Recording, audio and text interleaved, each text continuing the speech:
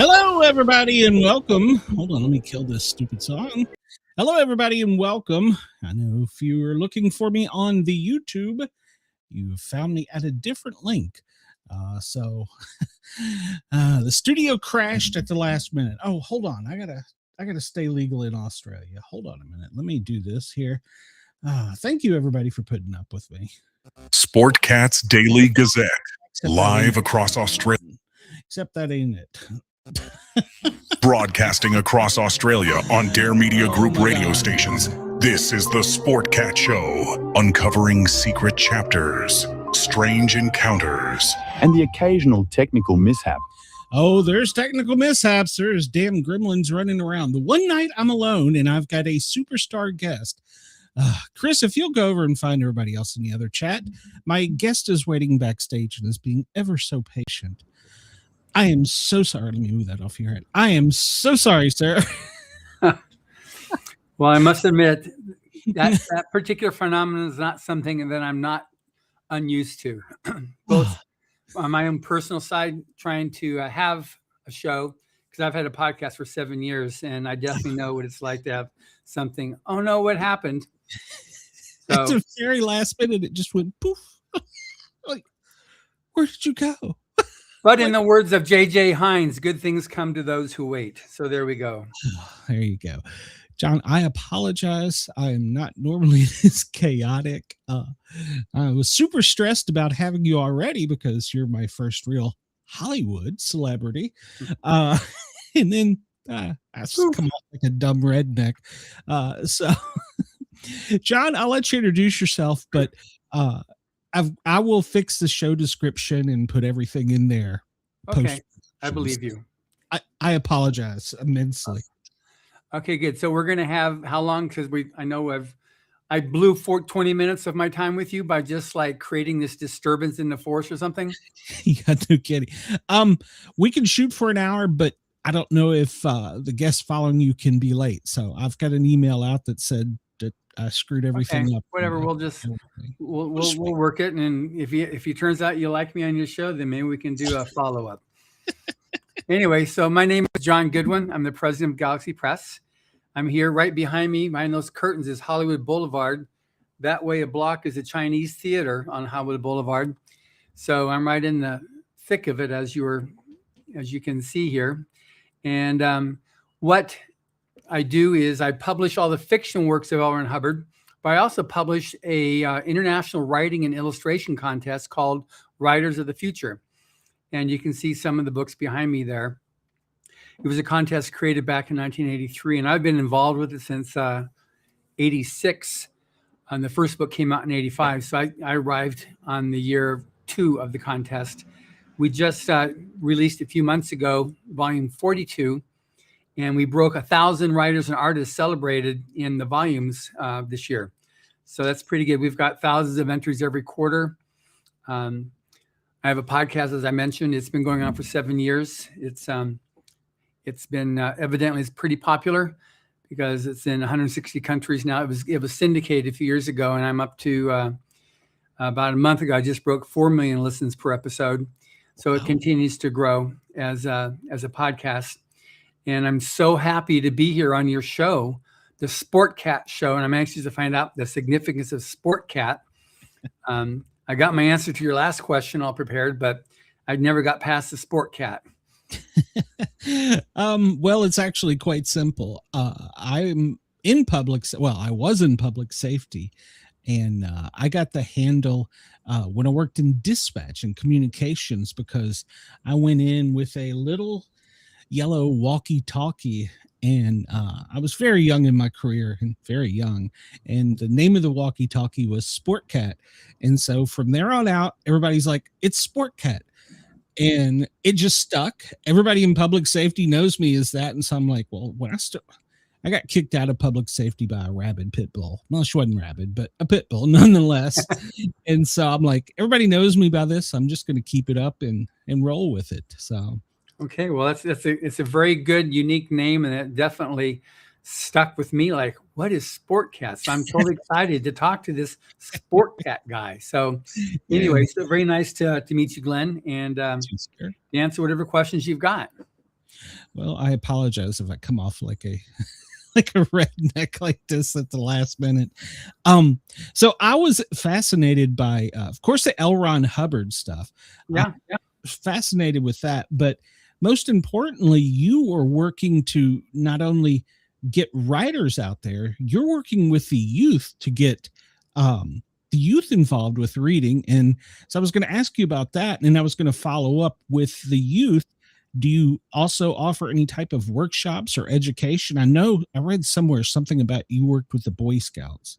Yeah, I've worked with all kinds. I've worked with Boy Scouts. Right now we do a lot with Boys and Girls Clubs. We do have a free online workshop. If you go to writersofthefuture.com, that's where I have my podcast. That's where we have a workshop that we created. It's back in the 30s and 40s. L. Ron Hubbard was one of the biggest names in pulp fiction writing. So he wrote several articles for writers' magazines back then to help novice writers. And that's something he's done since he was in his 20s. And so it was natural for him to continue wanting to do that, because literacy is obviously very important. And it's very easy to dupe and to trick a culture and a society who can't read, because they're trained to just listen to whoever they're told to listen to. And 1984 was covered pretty good by George Orwell, and there's various other incarnations of that. So the books that he wrote were pulp fiction stories, and this is pulp fiction art. So this is the Spanish, and this is English. This is Under the Black Ensign, which is a pulp fiction story. They're really good for middle school kids and up. But we sell a bucket load when we go to military bases, and we sell books there at Fort Irwin here, which is a big training base in Southern California. We go there and we'll sell in a day 120 to 150 books to soldiers. They love these things. So we send them to schools. We did a whole pilot. This is when we came out with these things about a decade ago. We did a pilot in a local school where you've got the kids in 10th grade that were kicked out because they were violent, druggies, crims, and so they were back in on a probation. So we said, let's try our books. So we had them come in, and at the beginning it was just the girls that were reading the books. They got into it, and then the guys then like, what's so good about those? So they started reading after lunch, and then we surveyed them all at the end of the day. What'd you like about it? And the main thing that the teachers and educators were surprised was that they even read, because they were kicked out because they didn't want anything to do with anything except for their own activity. So these are stories which are age appropriate for middle school on up. And so they're like PG-13 type thing. And so it makes it very appropriate for Boys and Girls Clubs. And now we've got the Native American Boys and Girls Club. We've been invited to there here in North America, because we got books. We have L. Ron Hubbard's first published novel was Buckskin Brigades, which wasn't the first time, but it was the second time that the Native Americans were the good guys. And that was at a time period where Hollywood was like, had a very definite stereotype, which wasn't factual. So that was really good. And so Hubbard was made a blood brother to the Blackfeet tribe. And he was given a war bonnet that was made for him in appreciation of what he did for their heritage.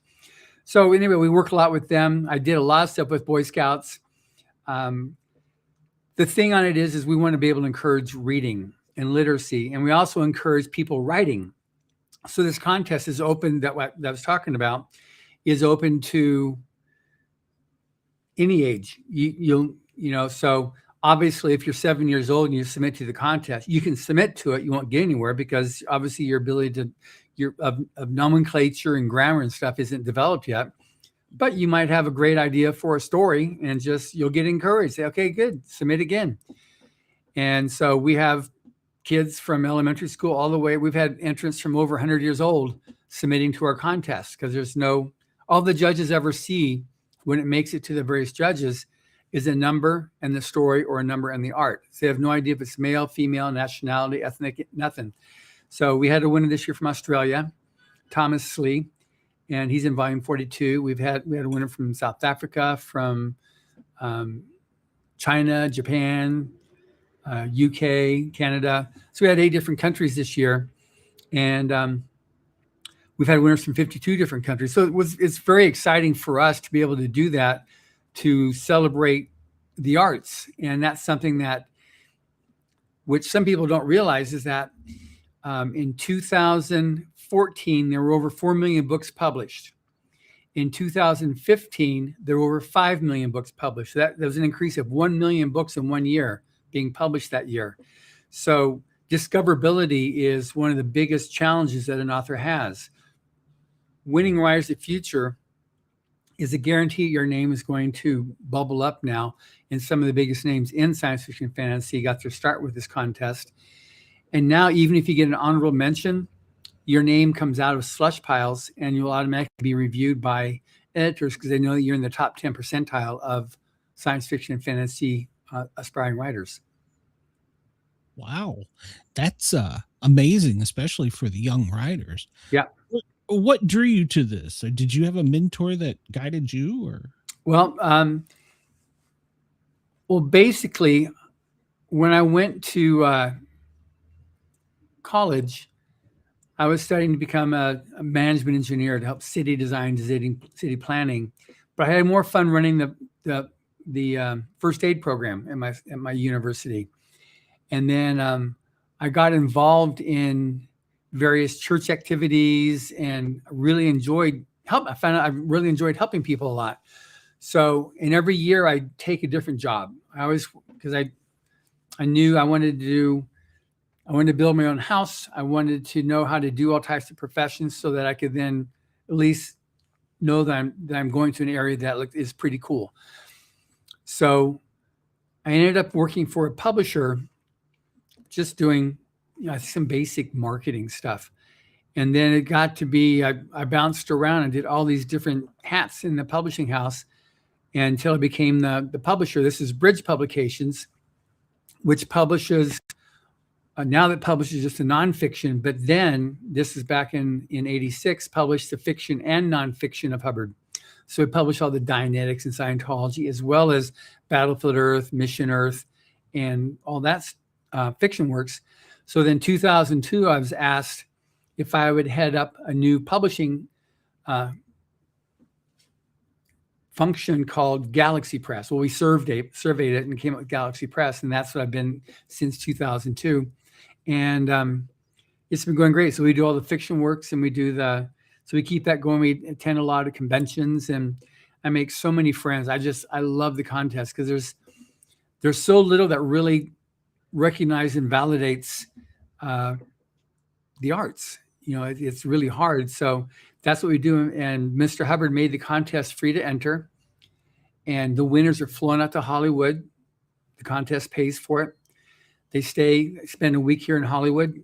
Contest pays for that. We have what's been dubbed now the Oscars of science fiction and fantasy. It's an amazing black tie, red carpet event with between 20 and 30 media covering it.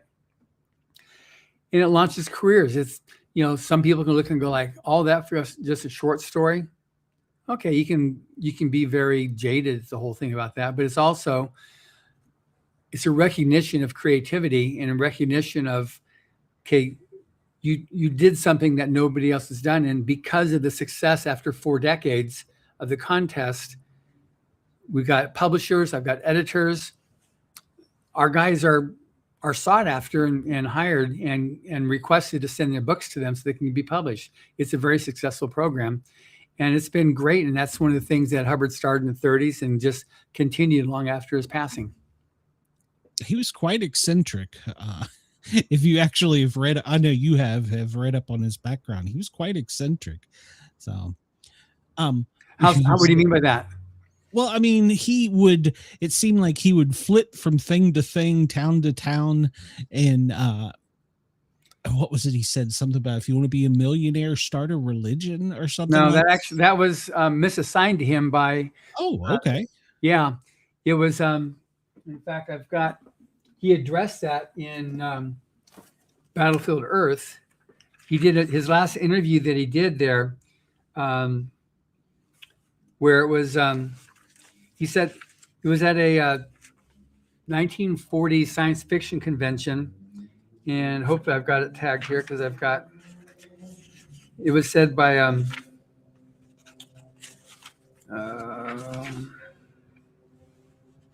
I can't remember the exact quote, but it was so something. that's the quote. I know the quotes that you're saying there. Okay. And it's, I think it was Orson Welles, but I'm just verifying. It was in a book that, anyway, so we'll keep on going here and I'll come back to that. But so he did. So there's that one that's attributed. One thing is that, and especially with social media, so you'll find so many things attributed, and he's a very big name right now. He's gotten bigger and bigger. He sold over 50 million copies of books, and he's got 19 New York Times bestsellers, hit #1 with Dianetics.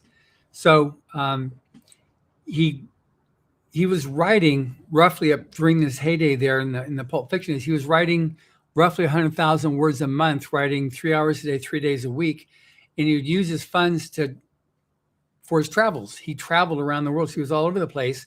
He was a lieutenant in the Navy. He was in the ROTC with the Marine Corps.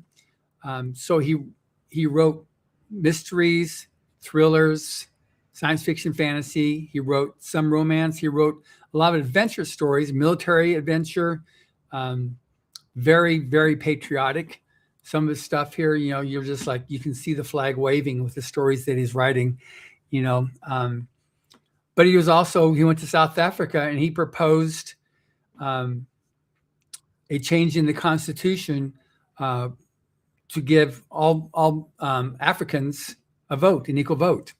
And his visa was rescinded at that point. And he was sent home to UK. So he was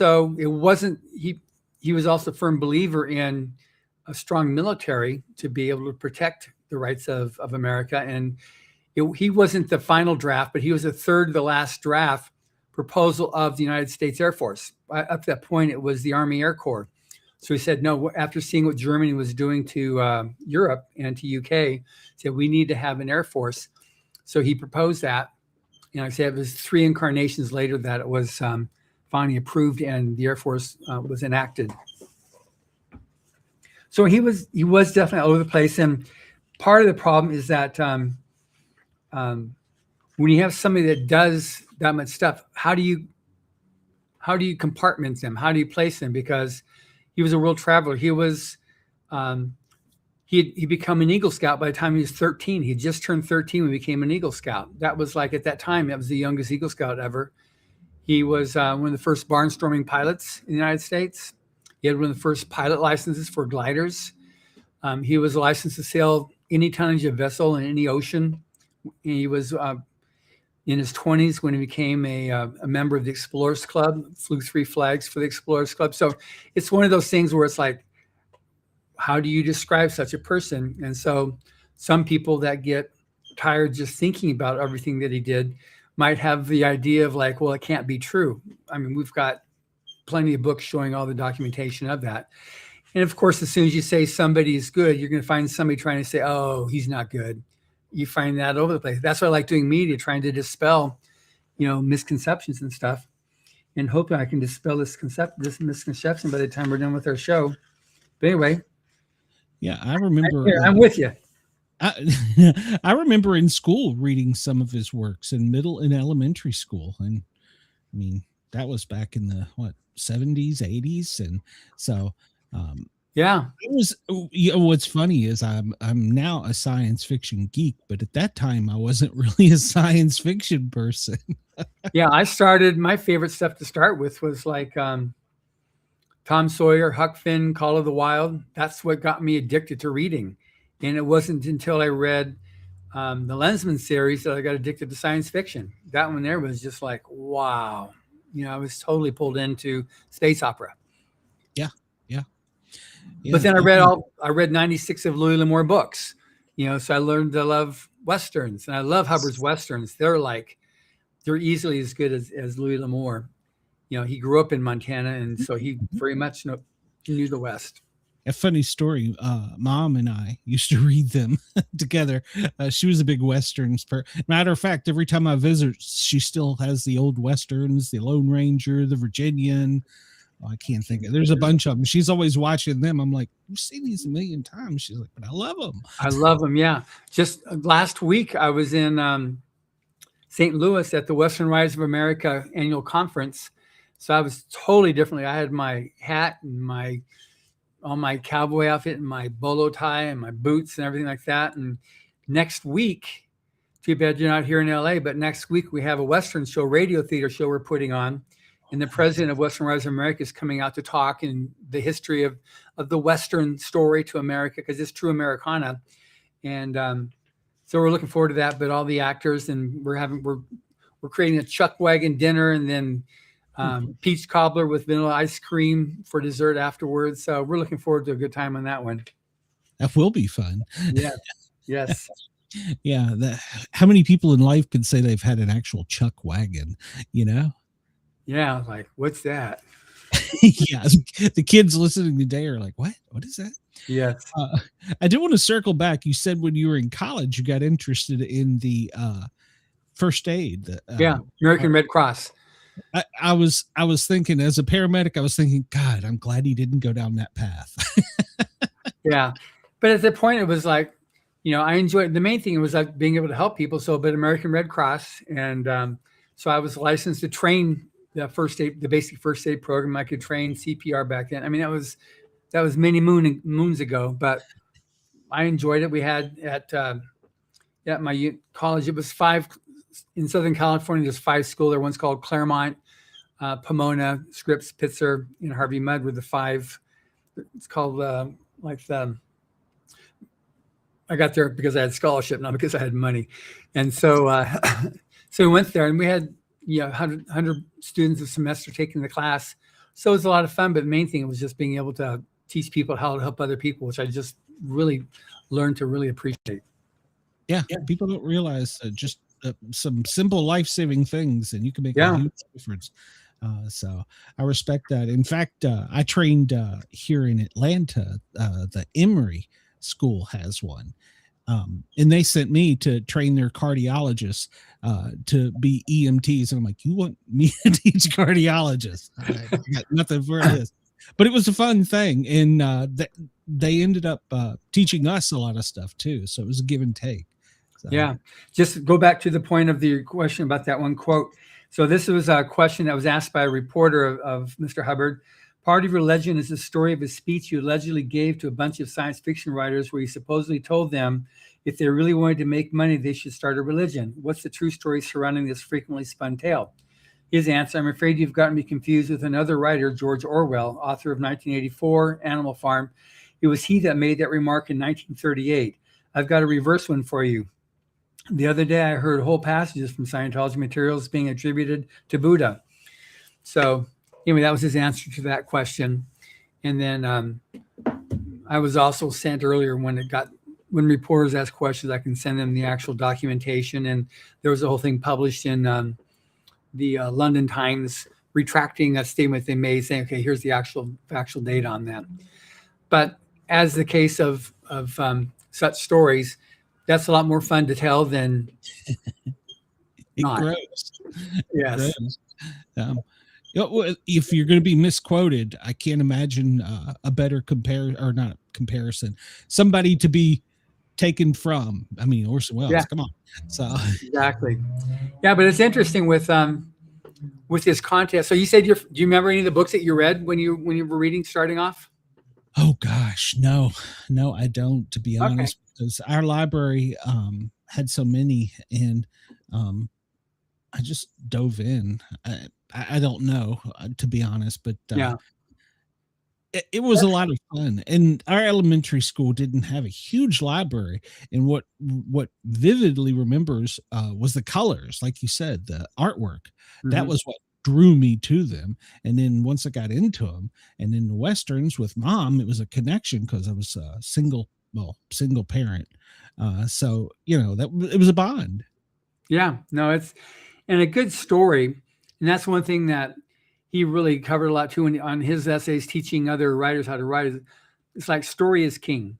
It's important to, to have, you can forgive a lot of grammatical problems if you got a really killer story. But if you have a so-so story and even perfect grammar and stuff like that, it's like, I'm up next, And with my podcast, I'm reading almost a book a week. And so I'm all over the place. I finished one book called Level 5 by William Ledbetter, he was a winner for Rise of the Future in volume 28. He's now very successful with his writing career. And I read, it was like a super like AI, which, the generative, this one is 5th level. So it's super generative AI, which is a bit more than what we have right now. But I'm also in the middle of reading that book. If anyone builds it, then we all die. I don't know if you read that. That's a nonfiction book that was topped in the New York Times a couple months ago for several weeks. So we have that. And then this book here is like, wow, this is a thing that could actually happen, and wiped out a lot of planet Earth from generative AI doing what they did. So now I'm reading a Western romance. It's like, whoa, switch my head going, so I'm all over the place in different types of stories that I read. But the podcast is just to give inspiration tips and, how different people did it. And I just uploaded episode 386, I think it was. So I've been doing it for a while, one a week. And it's really fun, but just people's stories. And I've had, #1 New York Times bestsellers. And I have people that this is my first book. I'm so excited.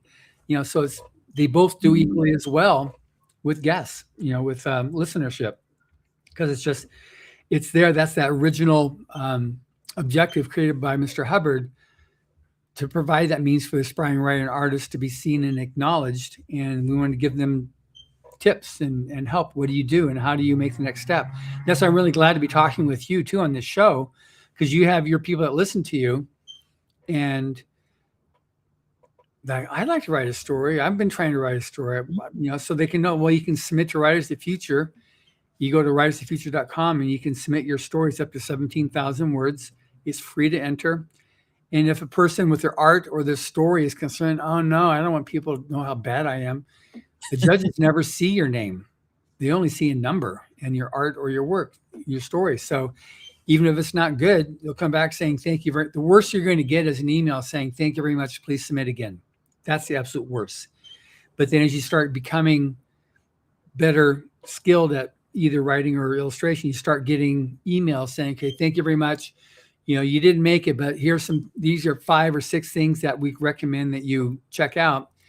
And then our free online writing course, which we've got over 10,000 people in that course that have taken it. And it's been and that's free. And we have a writer's forum that's free to enter and join. And you can find other past winners that are helping you to like, okay, we'll try this or try that. So the whole thing that we're trying to do is just to help the writer and help the artist. And it's for me, because that follows line with what I said in high school and in college. I love helping people. And this is it's really cool. And so when I go to these conventions, I meet so many people, and I get to meet the winners every year. All of our judges are amazing. You're well read with science fiction? I wouldn't say well read, but you're read. So, so some of the names of the judges, like when we started, the writer judges, we had like C. Elmore, which is a very famous pulp era writer. But when Larry Niven, who wrote Ring World, he was a judge since almost the beginning. Theodore Sturgeon, Jack Williamson, Orson Scott Carter's been a judge for about 40 years. He's the one that wrote Ender's Game. This guy named Frank Herbert, he wrote this book called Dune. He was a judge, and then when he passed, his son Brian Herbert became a judge. This beautiful lady named Anne McCaffrey was a judge, and when she passed, her son Todd McCaffrey became a judge. Kevin Anderson, who writes all the Doom prequels, and he's all kinds of stuff that he does there. He's been a judge. He entered the contest like 18 times and disqualified himself because of having sold now professionally. But it's just a really rewarding activity that we're involved with, which I just really love. And then the art side, just as equally as important. Frank Frazetta, who's one of the king of illustration. He's I don't know how familiar with illustration art, but Jack Kirby and Bob Eggleton, Will Eisner. There's an Eisner Award at Comic-Con every year. These are all judges that we've had and continue to have with the illustrator contest, and the other ones that do the judging. So it's a real special contest, and every year we meet 24 new winners, 12 writers and 12 artists, and we find out where they're from once we find out whose name is behind the winning number. Oh, so nobody knows until the last minute? Yeah, we don't know. Each quarter, we don't know until they say, okay, there's there are 3 quarterly winners. So that's a total of 12 for the year. So after each quarter, we'll have the numbers. This is who the judges decide are the winning numbers. And then that goes in, and then the contest administrator finds what the name is that goes with that number. And that's when I do a press release announcing this quarterly winner is 1, 2, 3. And then these are the finalists, silver honorable mentions. And that goes out as a press release every year or every quarter. Oh, that's really nice. That little bit of element of a surprise at the end. Yeah. You were talking about AI a minute ago, and one of the things I don't want to say been concerned about, because some smart editors can see past the AI, but AI people are coming out with, I don't want to call it AI slop, but I'll call it an AI slop. Yeah, there's some AI slop. It's slop because it's not creative. It's not human creative. And if someone wants to get into defending that, they're welcome to join the discussion. But I find it absolutely insulting to the term creativity, because it isn't. So it is slop, and you can tell the difference. Maybe it'll be different in 5 years, but right now you can definitely tell the difference. When I work with AI to help on research, what it comes out with is very slick, but it's just so like there's no pace, there's no anything that's like very like engaging for me. And I read this stuff and okay, this is so what? Yeah, it's monotone, if you were to put a voice to it. Yeah. And it can, they call it hallucinations, but I don't know if you followed this story lately. At the first of the month, was it June? 1st of June, they come out with headlines from a fake newspaper, from a fake radio station out of some little rural area in West Virginia, that Vice President Vance had died of rabies and President Trump was infected with rabies. I mean, I see stuff so much. I see a lot of stuff on here in the United States. I see a lot of stuff on Trump, and I was like, really, is that? And it's unfortunate because it's just the boy that cried wolf. There's so much of that right now. So like, what do you believe? And so it's unfortunate. But it's like with my author, L. Ron Hubbard, there's all kinds of stuff that will come out there that's just like, really, and it used to be people would Photoshop pictures. Now that you can get the AI to do different stuff. And it's unfortunate because you got people that are just that kind of a personality. They're antisocial. They're trolls, and they just try to do stuff for creating clickbait. And so it's unfortunate, but that's the society I have right now, which is part of what is a challenge. Yeah, I can imagine. Now, myself, I probably couldn't catch a really good somebody who polished the AI, but the stuff I've just kind of scanned over, and I've had people send me stuff here, and I'm like, did you write that? Or yeah. And like I said, I will call it slop because I've not seen anything good. I'm not saying it's not out there, or it won't be, but right now, no. No, I've got no problem saying it's slop right now and not trying to give it a conditional on that. But what we do have is the need, this people are gleefully, oh, look at this. And this, I can just now, what we're seeing right now is jobs that used to be available to to kids coming out of high school and in college, no longer available. So what do they do now? They go to YouTube and they go to TikTok to create videos, and they go and they make money by turning the clicks. So what gets more clicks? And so they'll do that. And if it's fake AI videos, if it's trolling, if it's this type of stuff and that type of stuff, that's negative. They'll do that because they make money. And it's unfortunate that that's one of the byproducts that's not been resolved yet with advancements of computerization. And it's dumbing us down too, I think. Oh, you definitely have a damn where people can't stand more than like 3 or 5 seconds of something before they have to check something else out. It's definitely no bueno. Yeah, I agree with you there.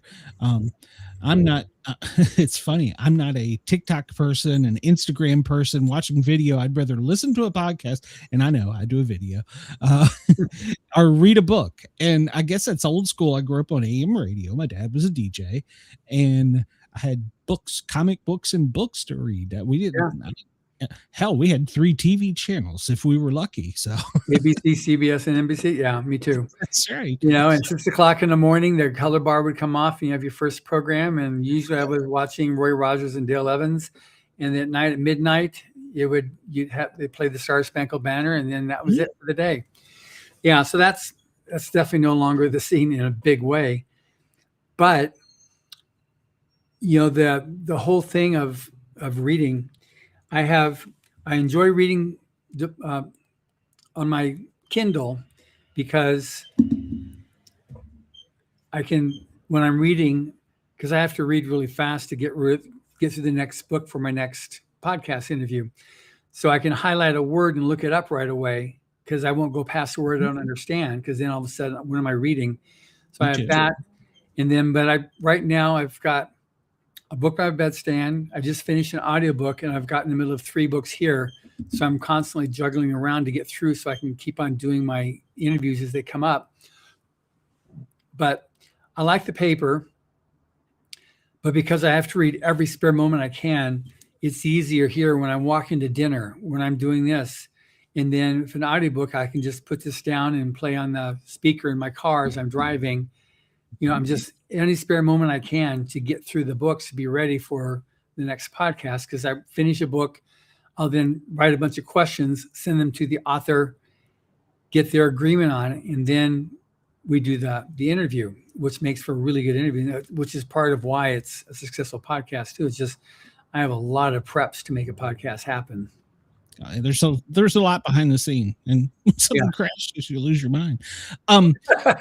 So do you ever have, and this is probably going to be a stupid question, a leisurely read, or what genre, if you were to leisurely read? Yeah, a book I just finished, which is that one I told you about. It was mostly because he was a winner from volume 28. I thought, wow, this is interesting. He got an Audible original. So I read it because it was him and not because of the book description. So I thought, okay, so at what point is it going to go, a nice little uptick at the end? And there's this like, okay, there's 15 pages left. Okay, there's 10 pages left. Oh my gosh, my main protagonist just toasted. No, what's happening now? And then at the end, it does have a bit of an uptick on it where you see then these AIs. You got the humans that are remaining, and then you got these AIs that are remaining, and you even have factions within the AIs. Some are trying to no, we need to help the humans. They're the ones that created us. And others saying, why? We don't need them anymore. Or we could just use them for making our material that we need to make more computers. And he said, isn't that slavery? He says, no, it's just getting them to do what they're able to do for us. And so it was like, wow, it was. And then now you go to the next level of next book which is level 6. So we're going to do that. So I listened to that just to have something pleasurable. I also listened to what's one? It's the total rage right now in the gaming book. They got a TV series coming out with him now too. It was heck, I forget the name right now, but that's the downside of reading so many books. I kind of go, what was I just reading there? Yeah. Anyway, Yeah. so it's so it's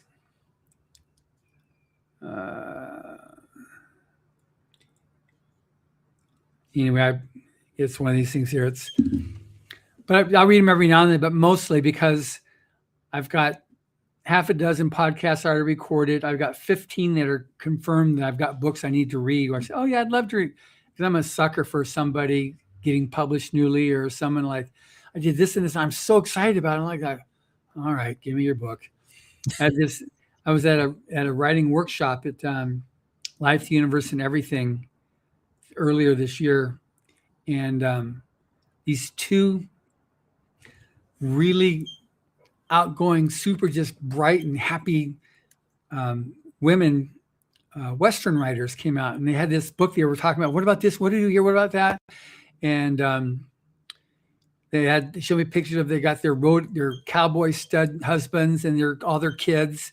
They're just like so happy. And this is their, they've been a couple books. I said, okay, give me your book. They were just like, can we? So I was a sucker for that. So I just started reading that one there. So that's the one, like I said, that's the Western romance that I just started. But I've got another medical thriller I'm in the middle of right now, which has got so many technical terms, like, trying to get through that stuff there. All these, she's a doctor. And so she has no trepidation about using medical terms, so I'm just spending so much time looking up words that she's saying. That's why I'm glad I got a Kindle on that one there, because I can look these words up. It does make it easier. Yes. Yeah. I'm hung up, but I am hung up now on a vampire series. So he wrote, he sent me his last book, his newest book. And I'm like, this is awesome. He's like, well, you should hear the beginning of the story. And so who's the author? Todd Sullivan. Is that right? Todd Sullivan, John Sullivan. Hold on, I'll pull it up, and I'm embarrassing myself.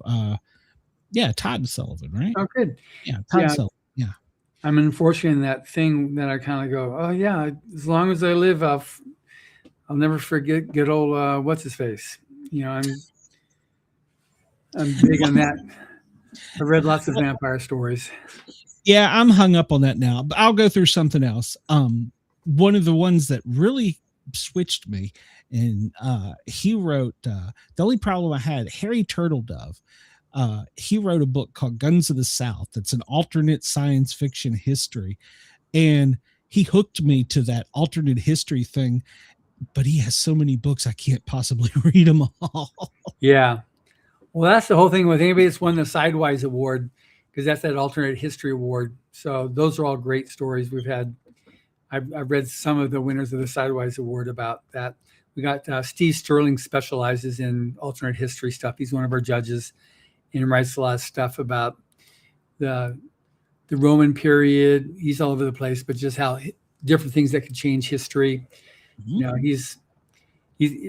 It's interesting. I talked to a lot of authors, and when you write nonfiction, you just need to be able to do your proper research and tell it like it is, whether it's believable or not. Fiction, you have to write it so that it is believable.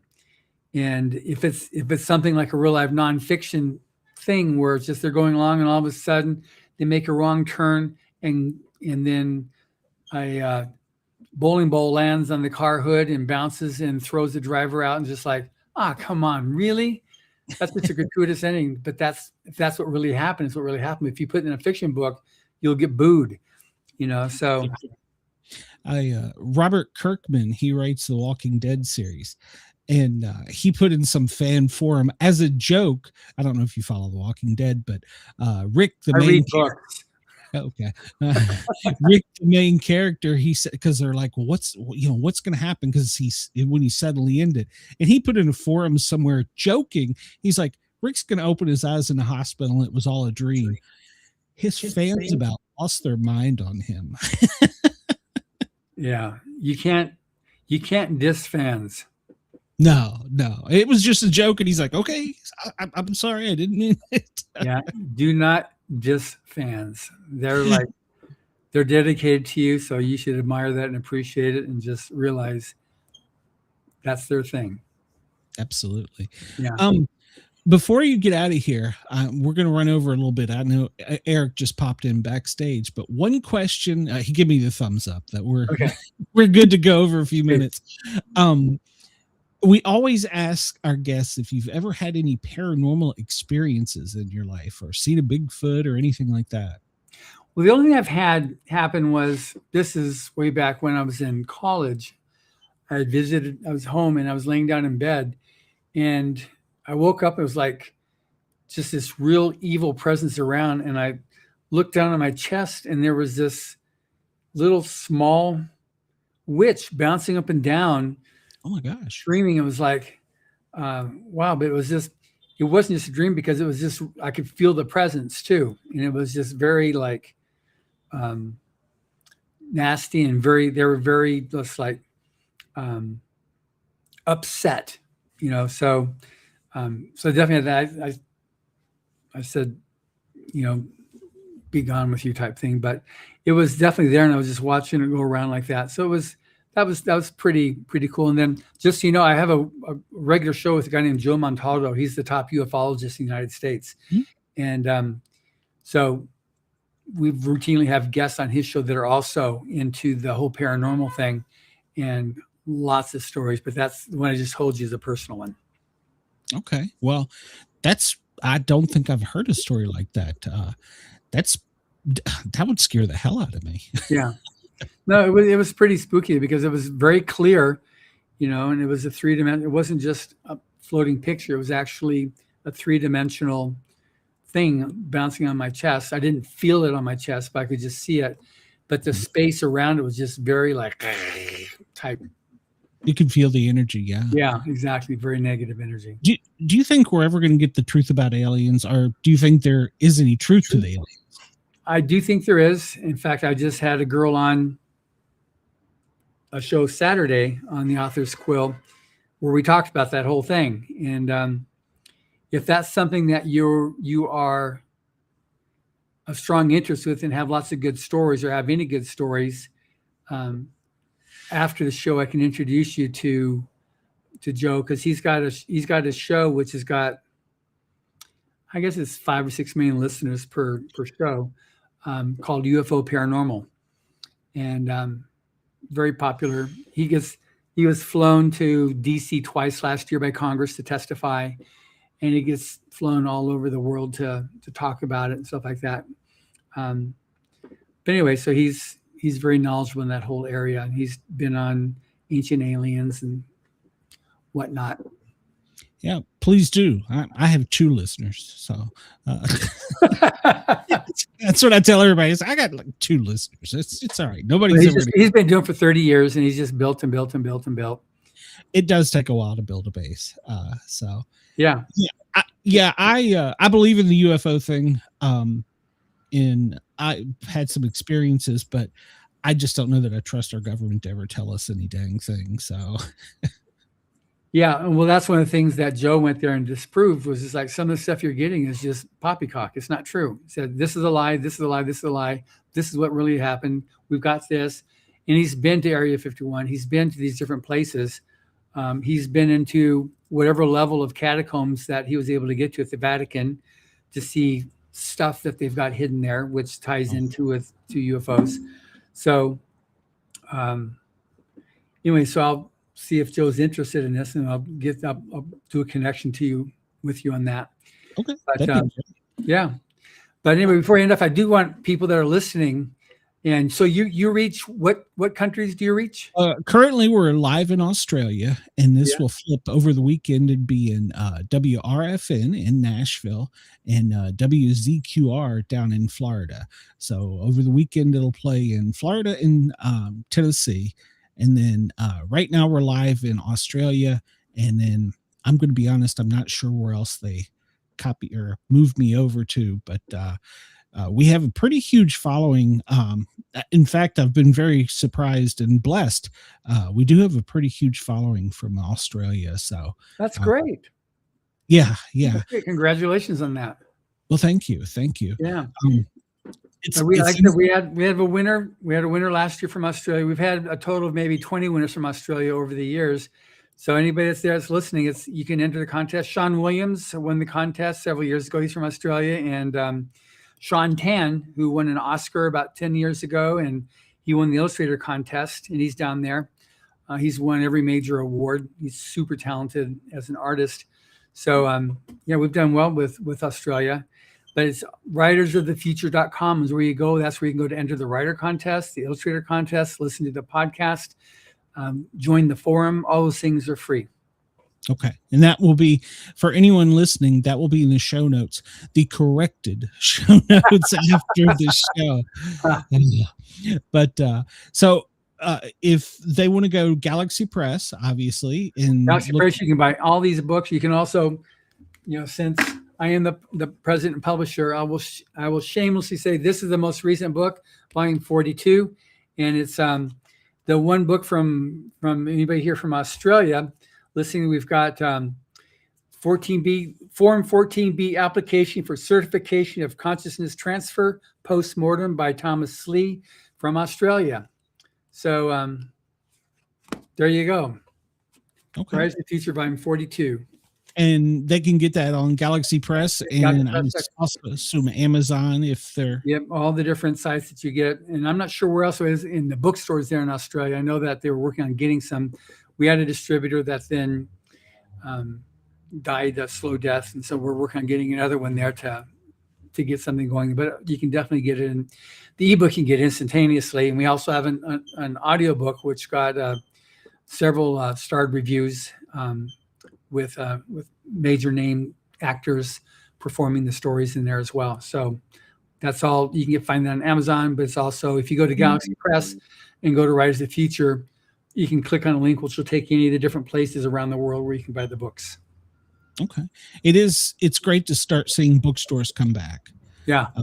Because there for a while here in Atlanta, they were closing them, and now I've started seeing them come back. So I really like that. I'm glad to see that.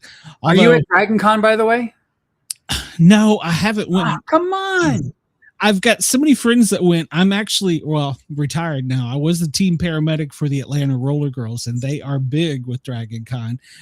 So yeah, I saw you went to the cons, and I'm like, man, I'm gonna have to go to this year and meet you. You should go there. Like, I think you can still, but so if you're there in Atlanta, and I'll follow up on this thing too, to get a press badge for Dragon Con, so you can go in there as media. Oh, wow. Okay. Your media, Sportcat Show. Okay. Well, thank you. Would be amazing. So yeah. And my two listeners here in the States would be glad. That's not true. I don't want you to leave this toothless redneck. I ain't touching. It's two more than I had an hour ago. There we go. That's right. But yeah, that would be great. Because sometimes some of the doors that open for you have to be cracked by someone else. Sure. And I've learned that. And while I was sitting here listening to you, my mind is turning. And I'm thinking, I'm working on a book. It sucks, but I've been working on a book for, 2 years now. So maybe I'll be brave enough to try the submission. So sure. It's up to short fiction. So it's up to 17,000 words. Speculative fiction, science fiction, fantasy, alternate history, just anything that's a what if element to it. But it's great. We just encourage people to write. Just, it's a good thing. Yeah. Yeah. And they're in some areas of the country, they're bringing cursive writing back. I'm so happy about that too. Yeah. So, typing and printing is cool, but you got to be able to sign a check. Exactly. Yeah, I'm old school. John, thank you. And yes, I would love to have you back, and hopefully it won't be as chaotic and disorganized. And but I'll get it all fixed. You remember me now. I'm the guy that. Yeah, well, I would like crashed and burned. I told the missus, I said, I'm so nervous because I'm alone tonight. You usually have a co-host, but she's on vacation. And this is my first true, like I said, Hollywood connection. I'm like, I'm just all nervous. And in the studio, I go to hit enter and it goes, no, it logged me out and kicked me out. I'm like, what? What? We're not talking about UFOs. A lot of times when we talk about UFOs, it goes completely bonkers. So, Yeah. But thank you. Yes, I'll get in touch with you through Mickey, but I will get in touch with you because I would love to have you back on, and Sure. we can talk about all kinds of things. So Good. Yeah, I'll check with Mickey, and then I will separately just write to you about the link to get a press badge at Dragon Con, and then introduce you to Joe Montaldo for the UFO Paranormal. Okay, that would be great. Yeah, I'd love it. He would probably have a good time over here with my chat when it's normally moving. So yeah, he's going to be coming up. He's in Louisiana, I think it is, and where he's right there on the Gulf Coast, and he's going to be coming up he's in Mississippi, past Christian, Mississippi. So he'll be coming up to Atlanta for Dragon Con. So if you come there, you can both maybe connect up and see each other as well. Okay, sounds good. Well, thank you. You're a treasure. I really appreciate you. A treasure and a trooper. I really appreciate your patience with me. So, but yeah, we will see you again soon. And like I said, post-production, I'll put it all in the notes for us, and I'll send you the correct link where it can be found on YouTube. That sounds great. Well, thank you very much. And I appreciate the opportunity to be on your show. Oh, thank you. It's a pleasure for me to have you on. So have a great night. Or it's afternoon out there. Well, no, it's evening. No, it's 7:00 now. So I've only got 4 hours to go for the day. So we're good. Oh, good Lord. All right. Well, go try and get some rest, John. We'll talk to you soon. Great. Thank you very much. All right. Hey, Glenn. Bye-bye. Bye. Oh, wow. That was great. And to anybody that's tuning in, we do have a second guest, but let me keep us legal in Australia. First off, I want to thank everybody at WRFN, WZQR for listening, and of course, Dare Talk Radio in Australia. And I appreciate all my YouTube followers for being patient as the studio crashed and, well, just did whatever it was going to do. But hang on, we've got a great guest coming up here in just 1 second. Broadcasting across Australia on Dare Media Group radio stations, this is the Sportcat Show, uncovering secret chapters, strange encounters, and the occasional technical mishap. Hello, everybody, and welcome to hour number 2, The Deuce.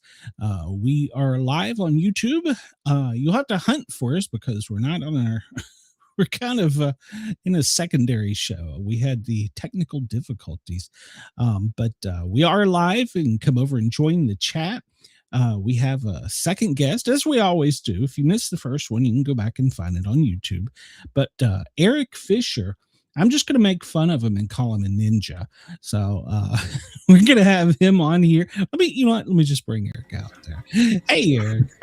Hey, Glenn. Thank you so much for the delay and everything. I was explaining that the studio just poop. It just went away. It just went bye-bye. Yeah. The Gremlins got it. Oh man. Yeah, the extinction event. Yeah.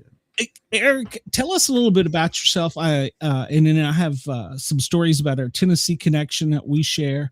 But you're up in the Great White North right now, avoiding all this.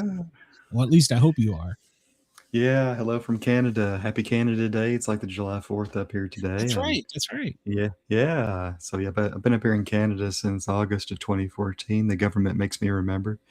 And yeah, I am not getting we got some rain, but no, there's not a lot of extreme weather like there is in certain parts of the States. Yeah. The South was hitting triple digits over the next couple of days. So you remember that with 70% humidity. So oh yeah, it's like walking outside is like going into a sauna. Yes, it is. Oh yeah. So I don't. Yeah, I hate these days. But what I was telling everybody on my radio station show, a bitch when it's too hot and a bitch when it's too cold. So I guess I need to find out. That's definitely not up here in Calgary. It gets really cold, and it can get closer to the equator than closer to the sun than what I'm used to. So I've been burnt up here as well. Oh gosh, I hadn't thought of that. Yeah, my son, he's like, I want to see snow, Dad. So me and Mrs. are moving to Vermont. And he calls me in his first winter there. He says, they're expecting a little snow. I said, oh? He said, yeah, 4 feet. I'm like, what? Is that little? Just a small little dollop. He goes, we'll still be out driving it. I'm like, what? Just plowing right through. That's right. Luckily he works from home. So oh, that's good. That's good. He can just kind of look out the window at all the people slipping and sliding. Yep, all the crazies out there in it. So they probably, unlike here in Atlanta, don't know how to drive in it. When I was living in Mississippi, and I was going to work when it was snowing, and I was looking up this hill, and you got these cars on the road shoulders 45 degrees off the roadside.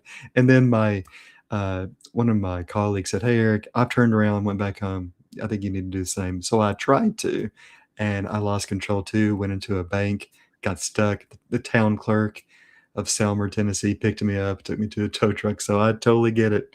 Before coming up here, I was not that good at driving in the snow.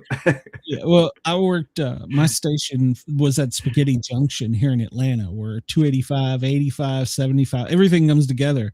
And our joke was, when we came on duty, if there was one snowflake, everybody is going to immediately drive into something. So. That's a big snowflake. Yeah.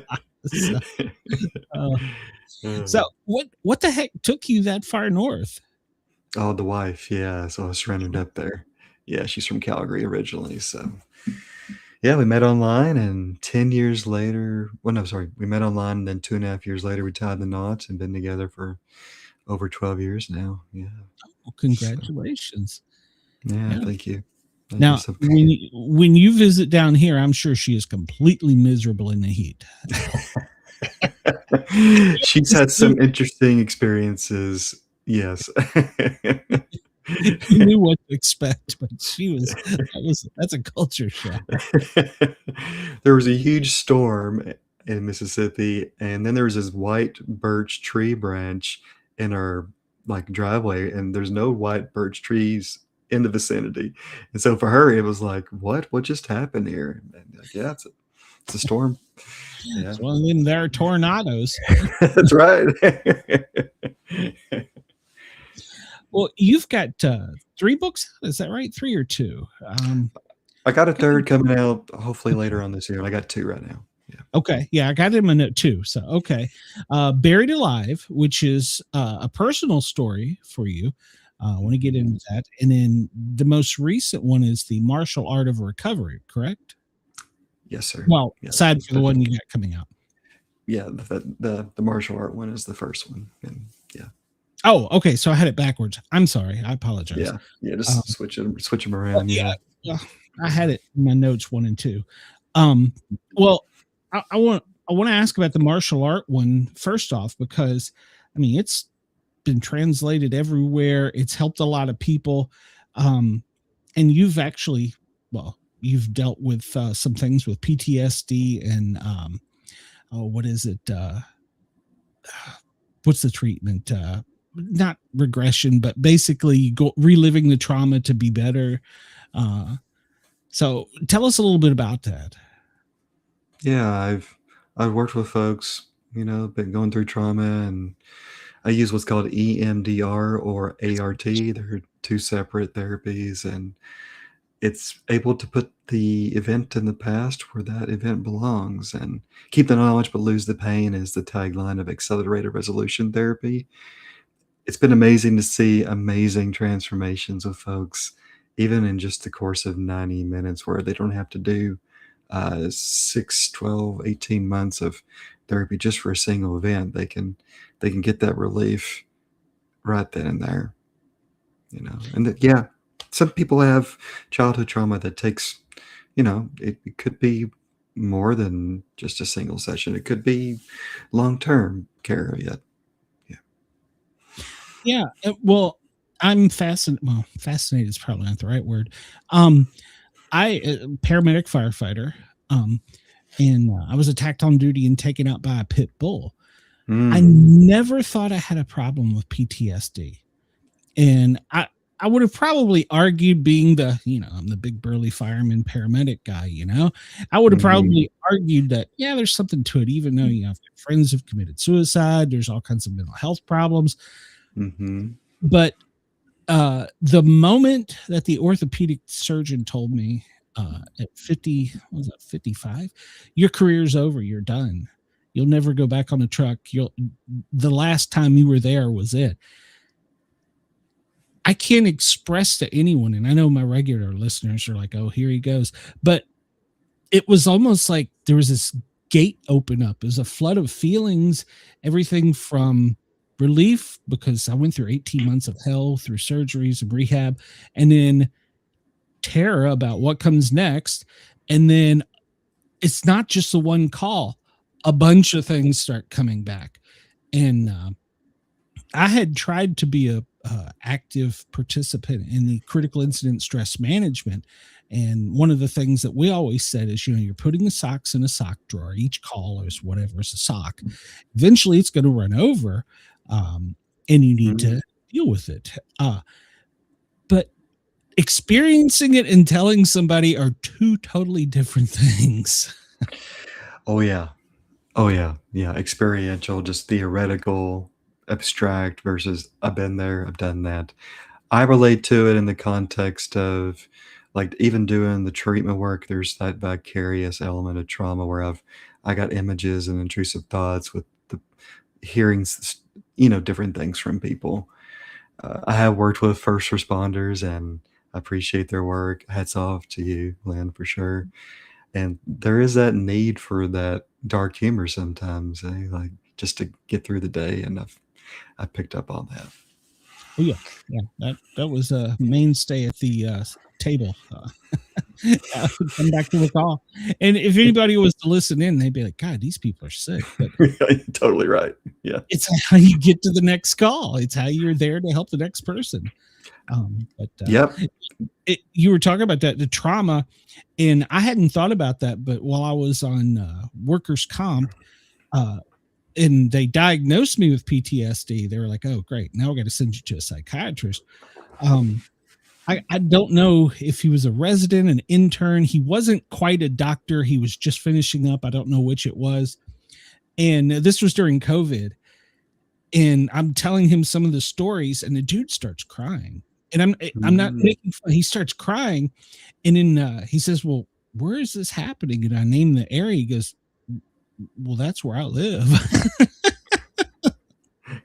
Close to home, literally. I never got, he ghosted me. I never heard from him again. Workers' comp had to totally put me with a different person. Whoa. Yeah. I made a psychiatrist, almost doctor cry. So maybe he found something else in life to do. I don't know. In the EMDR, that was not offered through either workers' comp or my insurance or nothing. And from everything I've read and heard, it works miracles. I've seen the EMDR help a lot of folks in really amazing ways. Yeah, very treatment effective ways. It is an evidence-based psychotherapy, and it's definitely trauma focused. And it's just amazing to be able to have a conduit where people don't have to necessarily just vomit and regurgitate what they experienced verbally. There is some verbal exchange, yet we're getting to a place in the brain a little bit deeper than just traditional talk therapy. Yeah. Well, thank you for what you do. I wish it had been available for me, but it is what it is. That was 3 years ago now, I think, maybe something like that. 3-4 years. Time's flying. So I want to make sure that if they need any information on that, I'm going to put all that in the show notes, because I think mental health is a huge thing, and especially amongst us men who, like I said, big tough guy, that'll never happen to me, BS. It'll happen to you. It will, believe it or not. So, Yeah. And one thing I was talking about on my radio show, I do the Thin Line Rock Station, and we're big on mental health over there. And I've seen professional football coaches cry. I've seen, elected officials cry. So it's okay for men to have emotions and feelings. Absolutely. We're told growing up, either don't talk, don't trust, don't feel, or maybe one or two of those. And it's something that men have to come to on their own, is the importance of being able to express how we're feeling. It's too bad that you're like the insurance was not able to supply that therapy for you. It's too bad. Yeah. Well, I'm doing better. Sometimes it seems like it's a week by week thing. I actually texted my psychotherapist the other day, and she's like, "You never text me." I'm like, "Yeah, well, I kind of needed to right now." And the worst part is they love to throw a pillow at you, right? And that was what they've done. They have done with me. They've changed the meds around, and I'm in the process of being taken off too, because my primary care provider's like, "How the hell are you walking around? We got to take you off some of these." So the psychiatrist's like, "Okay, well, we'll take you off these two." Cold turkey. Yeah, that wasn't fun, or isn't fun. So, so I didn't get the memo, Yeah. That's why you got to text at 8:00 at night. Well, so the next one, or the other book that you have, Buried Alive, that's an extremely personal story, isn't it? Yeah, pretty personal for my dad. I mean, I was at the dig site 6 weeks to the day before that happened, and being able to just going through the process vicariously, as a secondhand observer and what he went through. I was about 15 years old. It happened in 2000. So yeah, I would have been 15. Show my age. I'm not too old, but I'm not too young, at least what I think. And if it wasn't for his second friend that decided to come along that particular day for the very first time, who actually did not initially want to come, my dad would have been dead. He would have been killed by what happened. So who would have thought that digging for Native American artifacts could be dangerous? However, when somebody's in a 8 or 9 foot hole and there's a lot of dirt that's unstable up at top, anything could happen. So, and that's what did happen. And thankfully, that second person, Jerry, was there, and he was able to get Jason unstuck from a big rock that came down on the dirt and actually injured Jason at his knee and actually buried him to about knee height. And then they were able to get my dad unnerved after taking off that big rock. And yeah. How long did it take to get him out?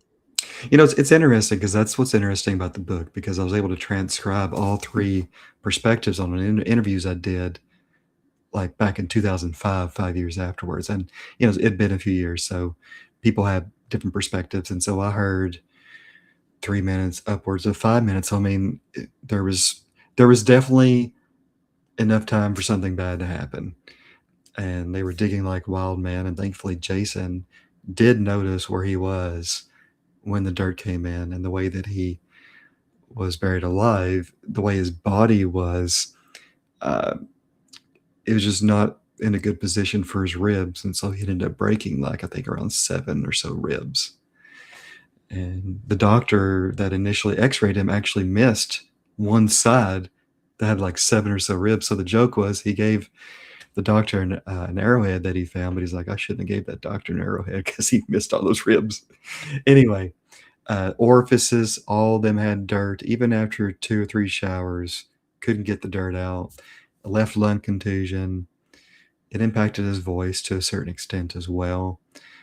And yeah, there were scrapes and bruises, and things like that. But the broken ribs were a big part of it, because it wasn't like they had a car nearby. They actually had to walk out of this very rural area, and it took going through at least one cow field and through the woods to get back to the vehicle and then get to the hospital. A lot of people don't realize this, and we see it a lot. Well, I didn't, because I didn't work in that type of area. See it a lot at the beach this time of year. Kids digging holes on the beach, and they want to, play, and they want to build a castle and, a moat, and then be able to climb over and go. Yeah, very, very dangerous. It doesn't take much. And even I've worked several rescues. You don't have to be very deep for a collapse to occur. I mean, it depends on obviously a lot of factors, but and one of the worst is the crush injuries with the amount of the weight on the chest. If you can't expand your chest, it doesn't matter. If you can't expand your chest, you can't do anything. Yep, it's like I'm basically underwater at that point. And he told me two things that I always remember. Is first was one of the only thoughts that he had underneath was, man, I didn't think I was going to go out this way. And number two was, he said, and I'm quote, just kind of trying to paraphrase, a person does not know how heavy dirt is until it's on top of them. And that goes into what you mentioned about can't really move too much, can't breathe, can't respirate. Yeah, it's scary. Yeah. You can't inflate or deflate your lungs, and that's the number one killer is respiratory. So, yes. Yeah, and it's funny you said that because when I was attacked by the dog, and this was actually why when I started this show, it was the Paranormal guys. I had a guy that didn't believe anything in paranormal, and I believed most things, and we would bounce back and forth between, that's BS, that's real, and we would argue. And through courses of time, we've separated and my show's changed. But that's one of the reasons I started is and like you're probably have been told, time slows down when that traumatic incident occurs. And I can remember the sound of the driver of the engine putting the metal wheel chalk under the tire. I can remember, the sound of what was going on here. But it was like it was all a tunnel and in slow motion. And this is a stupid Glenn story. Twice before I was bit, this voice in the back of my head said, "Don't get bit." And looking around going, what the hell is this? And I look up on the front porch, and there's like 4 or 5 little yipping chihuahuas. I got steel-toed boots. I can handle them. Well, they're done. And good as roadkill, Yeah. It took a few more steps. I'm a big old man. This ain't gonna happen to me. And that same voice screamed in my head, "Don't get bit." And I'm looking at them, what the hell? And the minute I was bit, I didn't know it was bit. I didn't know it was attacked. I didn't know until the third bite when she was pulling me down. And I guess I would have been a Scooby snack at that point. But yeah, I didn't know, and it didn't really hurt. I mean, it did, but once the adrenaline hits and you're like, oh crap, this is actually happening. So the mind process, it's like I said, my mind was in slow motion. I mean, I heard like my uncle, a veterinarian, tell me, because I grew up around a veterinarian's office here in East Tennessee, kick them in the chest, it resets their electrical in their brain system. And I don't know where that come from, but steel-toed boot to the chest of a pit bull will definitely get them off of you. Okay. It is a neurobiological fact. yes, and it is very true. So that was why I started the paranormal, because I was like, where is that voice? What was that voice? And even afterwards, the voice told me, said, it will be, it's, well, at first it said it's only going to hurt for a little while. And by this time I'm arguing with myself. I'm like, well, gee, thanks. Yeah. Is that like 30 minutes? Is that 38 minutes? What's a little while? Yeah. It wasn't long. And I hadn't made it up to the front porch from the roadway. And then it told me in this like calm, reassuring voice, everything is going to be okay. And I'm like I said, I'm now arguing with myself. I'm talking to myself, arguing with myself. No, my finger is. So yeah, that's why I started this. I wanted to know, was it an angel? Was it my subconscious? Was it just a roaming spirit that was walking by going, hey, dude, you're about to get bit? Yeah. What is up with this? Yeah. Yeah. And it's funny. I got up there and they're like, well, you're going to have to get the drug box. And I'm like, okay, because I'm what was the second paramedic there? Yeah, I was the second paramedic. And in my head, I'm arguing, well, do I get out of the engine or do I get out? No, I'm getting out of their truck because I can't climb in the damn engine right now. And so I bring it up and I set it down and I unlock it and they start, yelling to paramedic, we're going to need this, we're going to need that. And I'm like, yeah, about that. I'm going to need a little help here. And they're like, why? And I just held my glove up and there was a hole all the way, blood pouring down my arm. And they're like, the hell happened to you? I'm like, I got bit. And they're looking at the chihuahuas. They're like, by that? I'm like, no. So that was the dark humor. So the battalion chief heard that there was an incident and he started responding there. And when he pulls up, all he sees is the chihuahuas.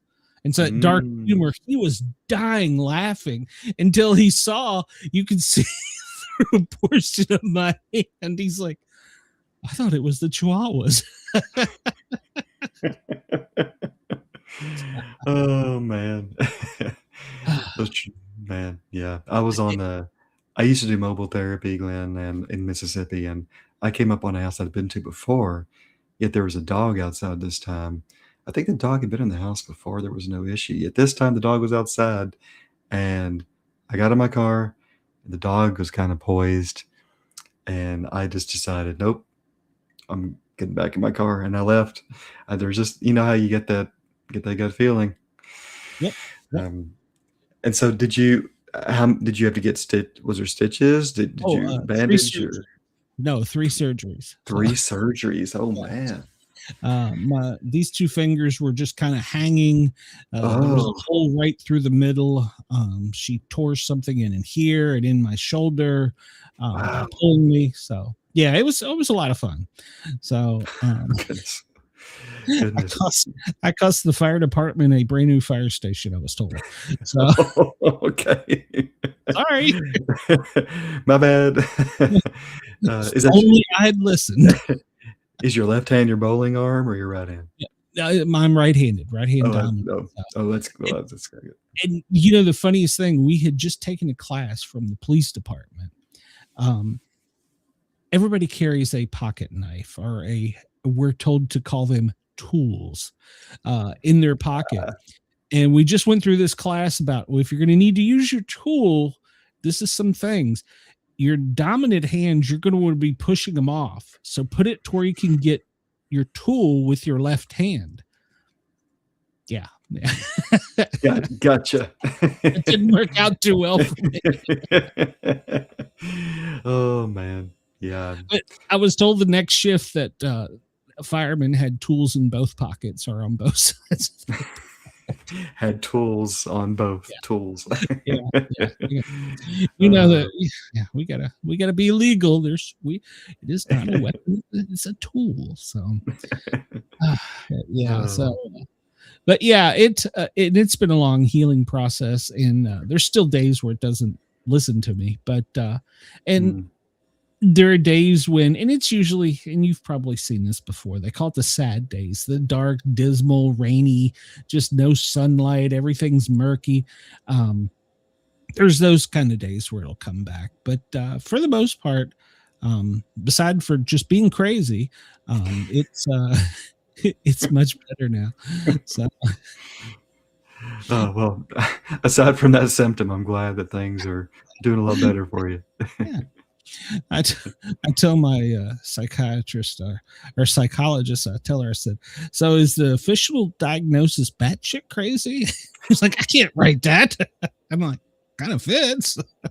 The joke that we used to do would be, I guess I'll make one up. I won't do the one that we would usually do, but like ignorant redneck syndrome, NOS, not otherwise specified. So you could say, that kind of crazy, not otherwise specified. we had an acronym too in EMS: discharge to Jesus with paramedic assistance. So sending them on their way. But you can't put that in the care report. That would be highly frowned upon. So. Oh man! Yeah. What part of Tennessee were you in? I was born in Arkansas, and then when I was 5 years old, we moved to Tennessee in McMinnville, Middle Tennessee. So, nursery capital of the world, as it's called. Unfortunately, it does have other connotations now, like Methminville and stuff like that. There is a lot of course, like with a lot of places in parts of the South, a lot of drug usage, activity. But yeah, that's where I grew up. Small town. I think it's around when I was there, 14 or 15 in the town, and then around 40, 50 in the county. I'm sure it's grown since then. So. Oh, absolutely. Well, East Tennessee for me. Yeah, whereabouts? Halls, Knox County, Halls or Corryton. I was born in Virginia, but when Mom was getting divorced, I would go spend my summers with my aunt and uncle, and he was a veterinarian, and so that's where we get all my country skills, and that's where we eventually moved. So it's kind of like a city redneck. You were a bit of a man, and like you could, the chameleon, like you could wear either shirt. Exactly. Yeah. It's funny. My wife is from Washington, D.C. I don't know. A few years ago, we went back to visit some of her family. It was a wedding or something. And we're in a 7-Eleven. And by God, she hadn't been there 20 minutes. And that Yankee Northern came right out, accent and all. I just turned and looked at her and said, where in the hell did that come from? Where was that hiding, Yeah, what happened? I lived in D.C. for a few months back in 2008. That was a good time. Yeah, it was interesting.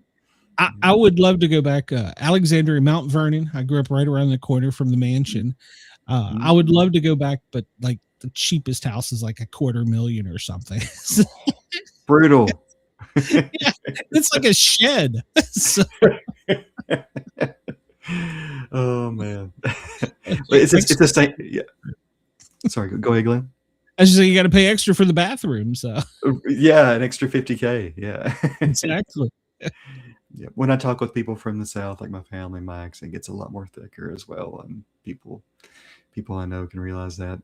There was a funny story. My wife and I, back when we were getting married, and we were doing it legally, and we couldn't see each other for a year because she was trying to obtain a fiance visa, and we did a phone call, and she only understood half of what I said. I only understood half of what she said, but we acted like, we kind of knew what was going on. And I was like, okay, gotta go. Bye.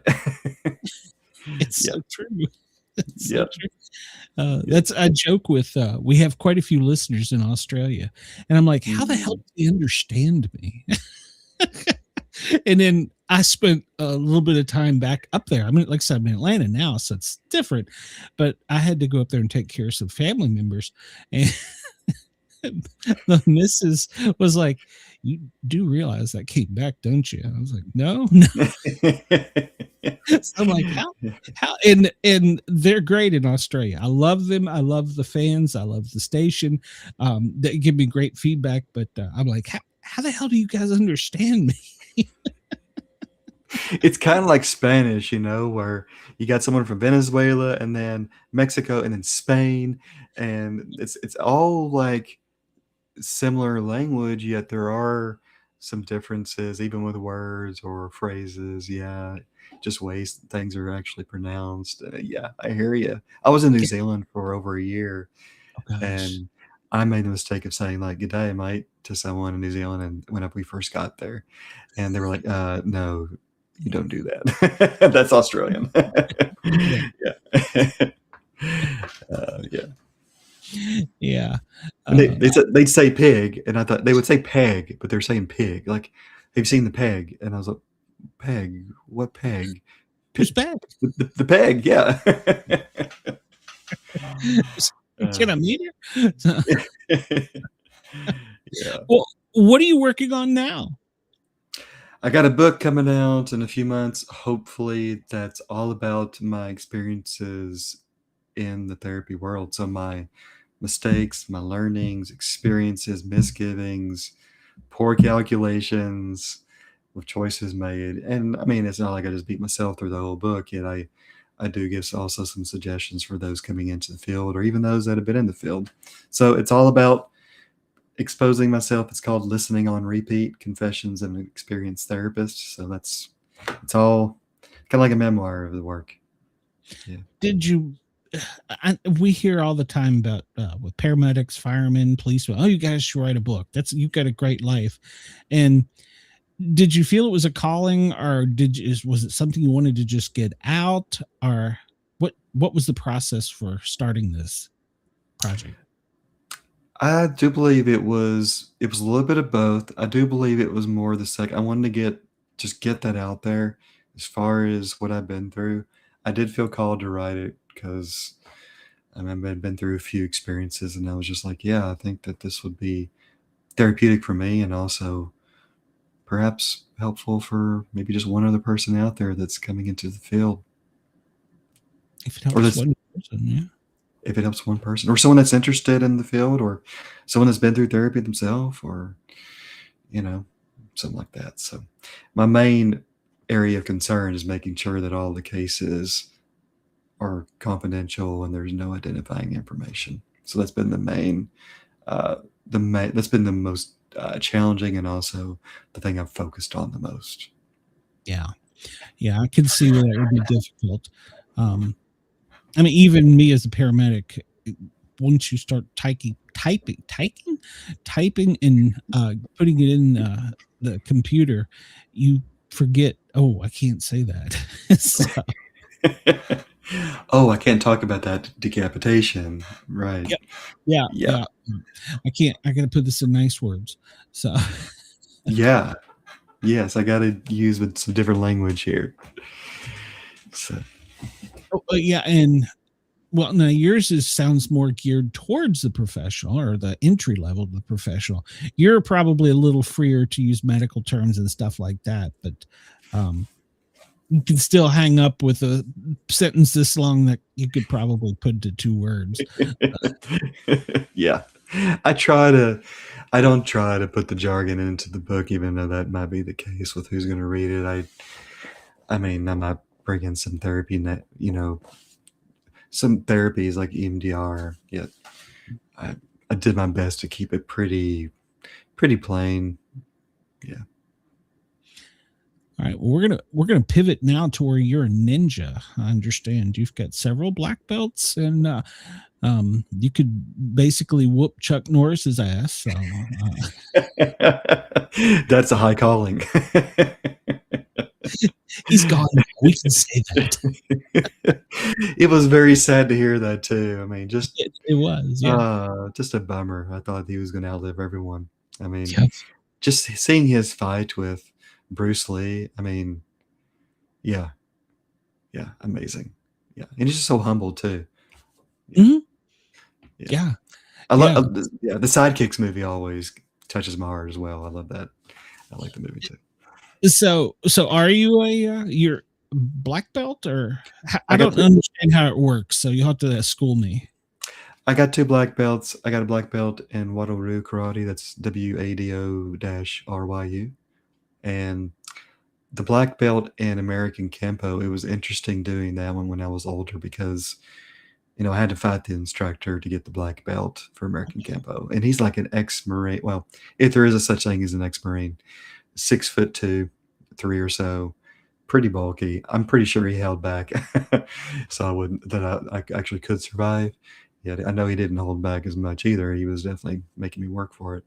And so we didn't really even wear, like, we were told, now you're this belt, yet we didn't really have belts as much doing the American Campo. Back when I did the Waterloo preteen, yes, we did a championship, like we did sparring, and it's called katas, like memorizing a kind of like a fighting routine, like a dance of sorts in a way. I didn't do any of that in American Campo. It was more geared toward like street fighting. It was called the Snake Pit for a reason. People came, people went. There's only a core group of us that went all the way through. One guy actually got beat really bad by the sensei's like teenage daughter, and he never came back. One guy came and he wanted to buy a outfit because he wanted to role play with his wife, and we just joked and said, haha, that's funny, and he never came back. So I guess he was telling us the truth. And his wife, he said, was a nurse. I don't know if she's a nurse or not, who knows.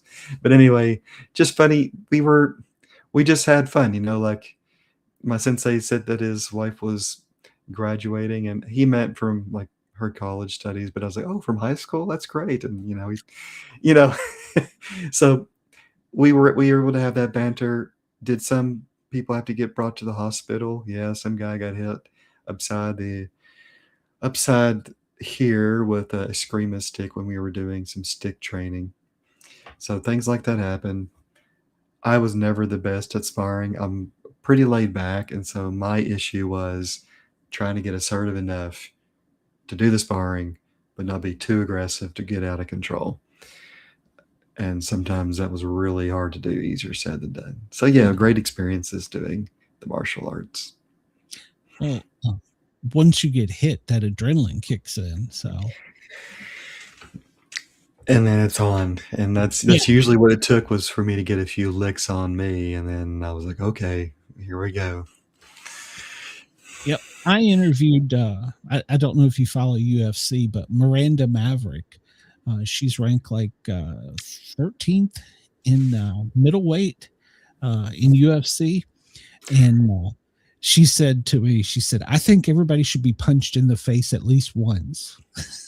I was like, what? I've been this paramedic. I've been punched in the face. And she's like, because she goes, you suddenly realize there's a different you in there. You're either gonna, okay, now it's on, or you're gonna be gone. And I was like, okay, that's fair. So it does really teach, going through an experience like that, gloves or not, really does teach somebody what are you gonna do now? Yeah. And I was fighting once, sparring this 14-year-old silver glove boxer, this young man, and I was around 17 at the time. And that was a humbling experience because I'd never had sparred a boxer before. And he was a silver glove champion. And so he was coming in and out boxing, and I didn't know how to actually like defend against that. And I was like getting so irritated. He was good. And looking back, I was like, oh, my pride is kind of on the floor there. Yet, hey, it's learning experiences, whether it's success or a failure. Fail forward. Yeah. Yeah. Learn something from everything. So yeah, totally true. Totally true. And my son took karate, and him and one of my other friends ended up being the same. It's called a dojo, right? Is that the term? And they would host people from other parts of Atlanta. And my son had got up to where he felt confident, but he wasn't like, I'm not the badassest or whatever. And the sensei brought in these kids, and they're like, we can't hit a kid. He's like, kid, it's a combatant or whatever. I don't know what the term was. And the biggest guy there was taken out by like a 5-year-old. I was like, wow. So I was like, oh, I was like, yeah, that was a learning experience. This little guy took me straight out. Wow. Wow. It's technique. Yeah. It's not, like Yoda said, size matters not. Whoever's the most agile and knows how to do defense, knows how to move in and anticipate action, who have the proper, just who can anticipate, really. and move, that's who's going to get it. Yeah. Are you still practicing, or? I am not at a dojo at the moment. There is one in my community up here that I would very much consider. With my schedule, it would have to be figured out.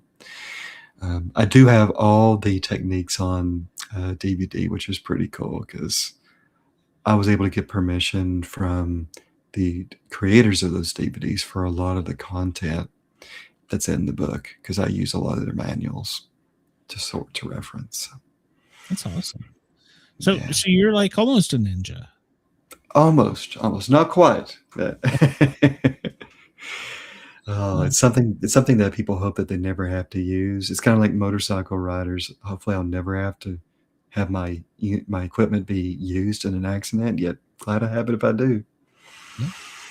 Yeah. Absolutely. Yeah, I was going to say some of that is also therapeutic. Aside for your fight or flight system, it also can be therapeutic. It's very therapeutic. I mean, just moving the body, and there's a mindfulness aspect that's very therapeutic to that type of experience of martial arts. And I mean, obviously aerobically, it's just, there's lots of aerobics. There's just lots of cardio. Yeah. Well, I was kind of a wuss. I started Tai Chi, so. Hey, well, it's, yeah. People might think a certain thing about Tai Chi. It's it's actually more physical than people realize. So, but the closest thing to me was and I'm probably going to get somebody at me about this, but was a Japanese where they use the paddle boards or something like that, bats. And I was watching some of the videos and I'm like, no, I don't want to get hit with that. I'm going to make a conscious choice. No, I don't want to do that. I'm good. Getting punched or kicked is one thing, but that's a wooden bat. That's yeah. Here it's called. Is it flat or is it like a base, like a round? It's okay. Flat, yeah. I don't know what the name of the art is in the Japanese terminology, but I was like, no, I don't want to do that. I'll pass. So I'm going to pay you $50 a month to get hit with that. No, that's not happening. So. Yeah. Oh man.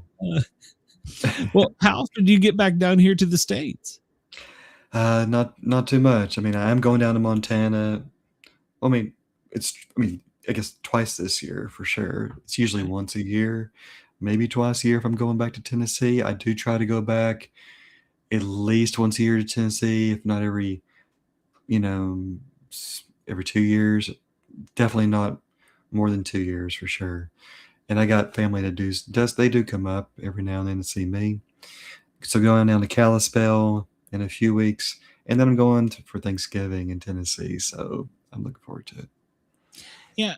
Read somewhere you were a bit of a foodie. Is that correct?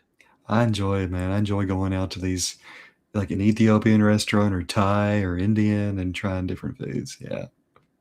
So now that you're not in the South, aside from everything being fried, what do you miss the most? I do miss like the barbecue for sure. Yeah. They try to do it up here with what they call barbecue, Southern barbecue. Yeah.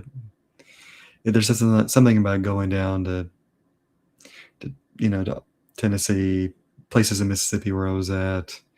My cousins actually reprimanded me for saying Casey Masterpiece was one I needed to go to in Kansas City.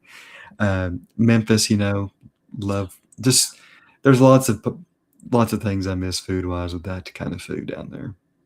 Yeah. I mean, to me, something as simple as like homemade pimento cheese, on fresh bread, Totally. Or Granger County, this is the time of year for Granger County tomatoes. A fresh tomato sandwich. Oh, there's nothing like that. Oh, I know. Beauty. I know. Totally. We were a volunteer fire department there in East Tennessee, and we would have calls sometimes where we'd be out all night, or brush fire, we'd be out for a long time. And the local, it wasn't really a gas station, it was kind of like a mom and pop convenience store. they would bring us bologna sandwiches. Those were the best sandwiches in the world. Yeah, with mayonnaise. Oh yeah. Yeah. And they would always just grill it just a little bit, a little crisp on the edges. Yeah. Oh, Well, you're very already starving, but then when you get that, that's the best sandwich in the world. This is like filet mignon, you know. People just don't understand some of the little nuances.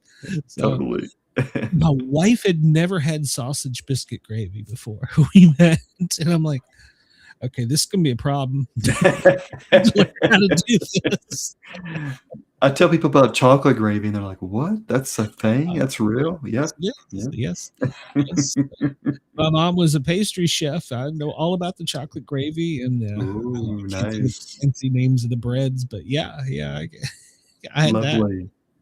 But You- it's funny, you- my wife can't make a sausage biscuit worth a flip, but my daughter, she picked it right up, like it just right there to her. So she got your genes for the sausage biscuits, you know. Yep. Yeah, because she'll tell Beth, she's like, just I got this. Just so, Oh man. Yeah, they had something in Corinth, Mississippi called slug burgers, and I've never seen that anywhere else. I think it goes back to like the slavery days. I don't know I have to look back at the history yet. Yeah, it's called a slug burger. I forget what it's even made out of, but I thought they were good. Yeah. well, there's a little hamburger place just in East Atlanta. It may not be open now. It's family owned, been there forever. And I don't know if you remember the Seinfeld show where you go in, you stand in line, you don't talk, the soup Nazi. Yes. No soup for you, you know. And she is that way with her burgers. She's hand patting the meat and you better know what you're getting when you get through the door. And then once you're in line, you don't say, "Oh, can you put a little ketchup?" She will toss you out. Grandma will toss you out. Oh man, you are out for the count. The world famous Atlanta. God, I can't talk tonight. Atlanta Ghetto Burger. So if you're ever in Atlanta and it's still here, it was world famous. It was on what was that guy? I can't think of his name, but the guy Fiera with the funny hair. Oh yeah, like the spiky kind of whitish hair. Yeah, it was on there, and he was like very polite, like yes ma'am, yes ma'am, yes ma'am. But yeah, the world famous Ghetto Burger. So oh man, it is funny how you travel and it does change so much. absolutely. I didn't have Indian food until I was around 18, and I love it now. If I can eat it, I'll eat it. Yes, I love the spice. Bring it on. So, yeah. My wife can't stand it. I'm like, we got any of that jalapeno pepper? We got everything. Yeah, I know. Yeah. It's on my bologna sandwich right now. Probably will be. Yep. Yeah. Yeah, you're right. We were somewhere down. I was a flight paramedic. We were somewhere down in South America, and hotel. All you could eat breakfast, and we had to be up and out early. So we got up early, and we were just diving into breakfast. And the waitress came over, and she says, "Man, I'm really surprised to see you all like that sausage so much." I'm like, "It's great." It was guinea pig. Oh my goodness. I think I could have went without knowing that, but thank you. It's like the movie Demolition Man. This is a rat burger. That's really good. Yeah. Yep. Oh my goodness. Are in Washington, D.C., the world famous Tippy tacos that were made with kangaroo meat. And we don't know how the hell they got kangaroo meat into Washington, D.C. I don't even know if we want to know that. No. I don't even know if it's legal to eat kangaroo. I don't know. There is a Australian or a South African, I should say, meat deli, like a deli, like for meat, and they do have like snake and some pretty interesting looking meats there. So yeah, the International Farmers Market here in Atlanta is like that. Ooh. There are things there that, and I like trying the different fruits and vegetables. I'm afraid of the meat; it might bite me. But there are things that I've never seen. So it's got teeth in it, that meat. It's gonna get you. yeah, you better cook that one pretty good, there, boy. I like medium rare, but for that one, let's do some well done. Yeah. Yeah. So, well, one of the questions we ask, and I'm sure you were listening earlier, is if you've ever had a paranormal experience, attacked by a Sasquatch, Nessie popped up, anything out of the ordinary ever happened to you? I was in university, and this was my junior year. Nope, sophomore year. And I was filming for this short film that I was creating, and I was outside the library at the university, and there's the walkway had these names on different bricks on the walkway. I go back to my dorm. I listen to the video of the cassette. This is like a DV tape. This is like a ways away. This isn't just a cell phone or anything. This is an actual tape. I'm listening on my headphones, and I hear this little bell chime. And then I hear this voice, very deep and really dark, say, "Back off." And I played it back again because I'm like, okay, there was nobody around me anywhere in the vicinity when I filmed this.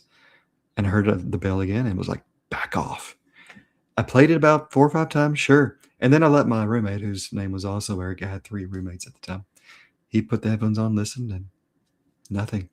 It was gone. And of course, he thought I was crazy. Wow. So did you go do any investigation, or did you just back off? I just kind of, I kept doing the filming. I didn't have to do any more filming in that location outside the library anymore.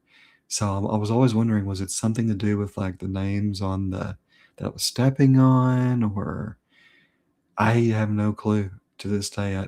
It was such an eerie, really deep, dark, "back off," so. Yeah. Well, those EVPs, sometimes they're scary. We were in the woods playing with, my ghost friends are going to be mad. I can't remember the name of the thing. It scans the FM radio stations or AM radio stations. And if somebody says boo, it takes the words and it makes it say boo through the little machine. And we were in the middle of nowhere in Florida. So there was a little signal, but there wasn't a whole lot. And we hear this old, I'm setting the picture in my head. It sounds like an old Southern white woman yelling, "Yoo-hoo!" clear as a bell. And there's no one around us anywhere. And the guy was with like, "Okay, that's enough of that." And he switched it to AM or to FM, whichever it was. He flipped it to the other one. And within a few minutes, same voice, same thing. And was like, "I'm out." Whoa. I can deal with big, hairy things in the woods. Things I can't see, not a fan of. So it's not great. It's something tangible, right? For to hear that with nobody else around, very clear. Wow. Yeah, it makes the hair on the back of your head stand up, and you're like, "Oh no, enough of that." I'll mess with a lot of things, but that ain't one of them. So. Checking out, exiting stage left. Good to go. Yeah, that's where I discovered that fight or flight system. I can see it. Yeah. Big hairy in the woods, I'm okay with it. I know he's not going to kill me. I'm not going to kill him. I've got a flashlight. He don't like that. And so, that's his fight or flight. I can mess with that, but something I can't see, hear, or, well, in fact, could be around me at this moment. No. Yeah. I'm done. Yeah. Not a fan. So, yeah. Do you believe in any of this alien stuff everybody's talking about now? I don't know. I don't really know what I believe. A big part of me believes there can be a demonic angle to it for sure. Yeah, I mean, they're releasing a lot of files, and I loved the X-Files growing up. Oh, me So, too. yeah, that's pretty much all I have on the alien piece. Just Yeah, I'm not sold 100%, but mathematically, I think we'd have to be pretty stupid to not think there's got to be something out there, you know? So, I mean, it may not be like us, but there's got to be something. So, that Diary of a CEO asked J.D. Vance the same question about aliens, and J.D. Vance was like, "Oh, well," he kind of smiled, and kind of gave a smirk. So I'm like, okay, there might be something there. Who knows? yeah. And like I was telling the first guest, I don't know that we'll ever know. Our government is so stupid. If they did know, I don't know that they'd tell us. So. I think they think we're stupid, and we think they're stupid, and they're never gonna listen. Yeah. No, and not to get too political, but it's like one side wants you to release it, the other side doesn't, and then there's this other part that's like, yeah, I don't care. So Yes. it's just whoever is in control at that whim. So Yep, that's totally it. it's Totally nuts. it. So yeah, I think we'd be foolish to not think there's something. Now, what it is, I don't know. Where it comes from, I don't know. But I mean, something, if that's your belief, if something made us, well, what made them? And then my big thing is, you go fishing, you might like to trout fish, but if you're in the South, you may like to catfish. So how do you know that there isn't an aquarium somewhere else that has a different fish in it? So right. Yeah, it's a good way to look at it. yeah. I just that's my thoughts. So, but what do I know? Yeah. Well, before we let you get out of here, because I know I'm keeping you up late, where can everybody find you if they want to get in touch with you? If they want to send you a message or visit your website, where can they find you? Yeah, recoveryartscounseling.com. That's with 2 L's since I'm up here in Canada. recoveryartscounseling@gmail.com. Same thing for Instagram, or you can do Eric Fisher Writer on Instagram. LinkedIn, my name, Eric with an M, Eric M. Fisher. So just a few ways to get in touch with me. Yeah. Okay. And if somebody wants to purchase some of your stuff? Amazon, just type in the titles of the books, The Martial Art of Recovery, Buried Alive. Just put in Buried Alive 4 ways, and the book will come up. Yeah. Okay. And when is your book coming out? The next one? So my publicist, we want to get, with my publicist, we want to get 4 months before 4 months before its actual date of release, just to get people able to read it and be able to give potential endorsements, editorials. So hopefully around like November, December of this year is the hope. Okay. Yeah. Would you like to come back and when you get it out there, talk to us about it? Let's do it, man. We can talk about the South and barbecue and the paranormal and everything else. You're the only one that gets the bologna sandwich reference. So yeah. I ate my share growing up too, and with some American cheese, Yep. Oh yeah, definitely. So, but you mentioned cheese. I don't understand when I flew to Canada as a flight paramedic, the thing with the cheese gravy. I don't understand that. For some reason, poutine is just a huge thing up here, and truth be told, I don't think I've actually had a authentic poutine yet. I'm just saving it for a really good place, apparently. Yeah, I mean, we were mostly in hotels or local chains, and I would try it, but I'm like, I'm not a fan. There's some heart palpitations that might happen for most folks, It's probably not cardiologist approved. Yes, it's kind of a heart attack grill kind of thing. Yeah, exactly. Well, thank you, Eric, for everything, especially the patience putting up with me for being late and having to set the new studio, and I will fix everything on YouTube and send you the link so that you can repost it and tell everybody I really did do this nut show. So I know, not a worry, Glenn. It was a pleasure to be on with you, and I do hope that Yeah, you have a good happy 4th in a few days. Oh yeah. Well, I got a grandson. We're going to sit on the back deck here and watch the fools blow things up. So I'm not a paramedic, so I don't have to go patch them up. So M80s must be thrown, not kept. exactly. So many life advice. I would say that I've never been in a bottle rocket fight yet. Yes, I've been in a bottle rocket fight. You grew up in the South, yeah. I clothes burn on me, yeah. Yeah. I don't think you were a man in the South unless you got they look like little cigarette burns in your clothes. It just looked like abuse. Yes. Yep. We're like, yes. I reckon we're gonna do that again tomorrow. We got some bottle rockets left over. Sorry. And the Australians just went, what the hell did he just say? Translation. That's right. All right, Eric. Thank you so much. I do appreciate it. Have a great night. And I'll send you the links here. It may be tomorrow. So I'll try and get it done tomorrow. So sounds like a plan, Lynn. Hope you have a good rest of your night also. All right, man. Catch you soon. Thanks. Bye.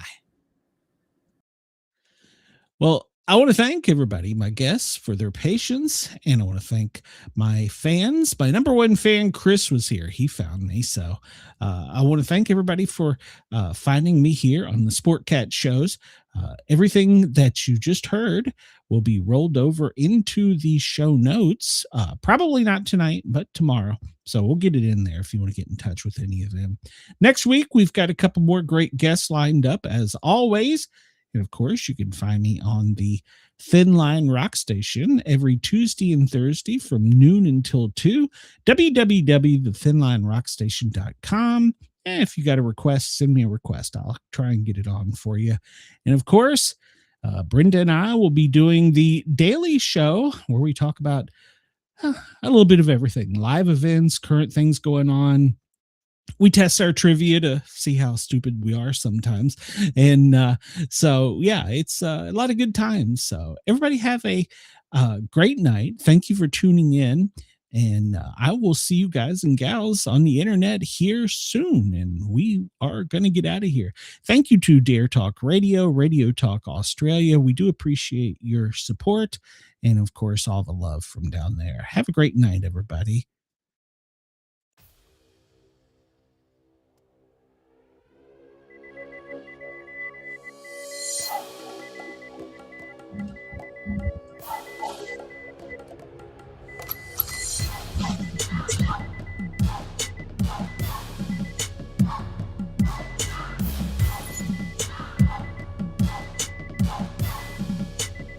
Wonder,